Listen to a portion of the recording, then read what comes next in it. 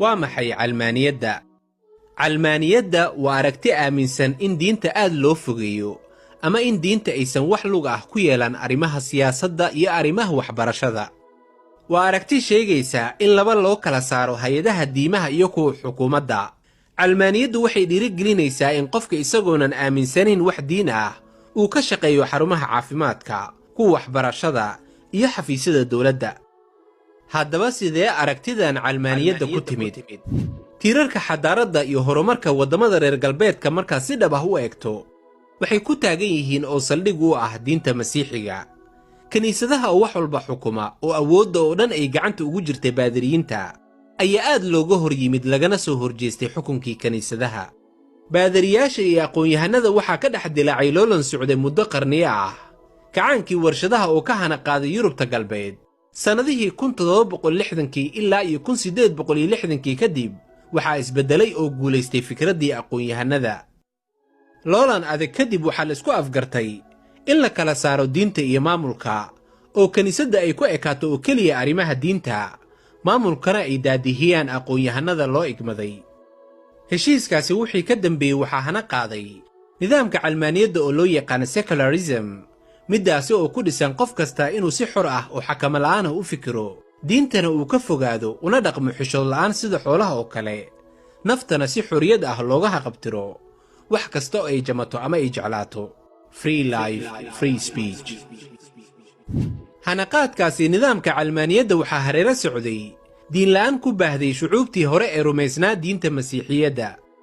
markaad si dhab ah u eegto nidaamka calmaaniyadda, walow dadka laga fogeeyey barashada iyo ku dhaqanka diinta masiixiga, haddana waxaa jira oo weli soo taagan dad rumaysan jiritaanka alle oo la barxay, middaas oo loo yaqaano trinity. dadkaas oo aanan wax aqoon u lahayn wax ay ku cibaadaystaan iyo sida ay alle u caabudaan toonnaba. nidaamkii calmaaniyadda markii uu si hufan u hirgelay laguna tilaabsaday horumarkii kacaanka warshadaha, bulshada reer galbeedka waa la dhalan rogay oo waxaa laga dhigay xoolo sidii la doono loo maamulo. waxaa laga dhaadhiciyey diintu inay tahay dib u dhac aan la jaan qaadi karin horumarka ilbaxnimada sabanka cusub. intaasi kadib diintii masiixiga isbeddel weyn ayaa lagu sameeyey oo waxaa la soo saaray kutub cusub oo lagu beddelay kitaabkii asalka ahaa, midkaasi oo loogu magacdaray new testament. waxaa la jideeyey in halkii qarniba isbeddel la saanqaadi kara waayaha dunida in lagu sameeyo diinta iyo dabeecadda bulshada. kiniisadihii waxaa hoggaan looga dhigay shayddaan muuqaal bini'aadam leh, midkaasi oo darajo ahaan lagu sharfay in lagu magacaabo baadari. dembiilaha cafiska doonaya waa inuu soo maraa baadarigaasi jooga kiniisadda, maadaama baadariga loo aqoonsan yahay wakiil diimeed uu alla doortay. qarni kasta sida tiir diinta ka mid ah loo masaxayey, diintii masiixiga waxay ku dambaysay sahan lagu tirakoobay gabadfalladii ay la kulmeen ardayda dhigata dugsiyada kiniisadaha ee loo tababaro inay noqdaan xerta baadariga weyn. 80% iyaga oo tiiraanyaysan ay waxay hoosta ka xariiqeen in baadariyaashu ay farxumeeyeen yaraantoodii. diinla'aan darteed sidii xoolaha ayaa loo dhaqmay, waxaa laga tegey guurkii oo waxaa lagu beddelay isla noolaasho oo la macno ah dhilaysi ka mid noqday nolol maalmeedka. diinla'aantii baahda kadib waddamada reer galbeedka waxay dib u soo nooleeyeen dhaqanxumadii lagu halaagay qoomkii nebi luud calayhi salaam. xaaladdii meel xun ayay ku biyashubatay oo le sannado badan socday kadib hadda waxaa la oggolaaday baadari qoomuluud ah inuu kiniisadda madax ka noqdo. nin dabadiisa xifdin waaye ayaa diin madax looga dhigay. waa mucjiso maanka fiyow diidan yahay. diintii masiixiyadda foolxumadaasi ayay ku qaatumaysatay, sidaasi oo kale heerkaasi mid ka sii xun ayaa la gaarsiiyey diinta yuhuudda oo maanta magac ahaan loogu danaysto. hanaqaadkii nidaamka calmaaniyadda kadib, goortii lagu guulaystay tirtirista diinta masiixiga iyo diinta yuhuudda, waxaa loo guntaday sidii cagta loo marin lahaa diinta islaamka ama looga dhigi lahaa mid magac uun ka nool. marka hore waxay diinta islaamka ugu soo horjeedaan caqiide ahaan oo ma ahan diin ay rumaysan yihiin. waxay kaloo aad uga cabsi qabaan maadaama diinta islaamka ay tahay mid xaq ah oo aanan marnaba isbeddel ku dhicin waxyigii ka soo degay xagga alle.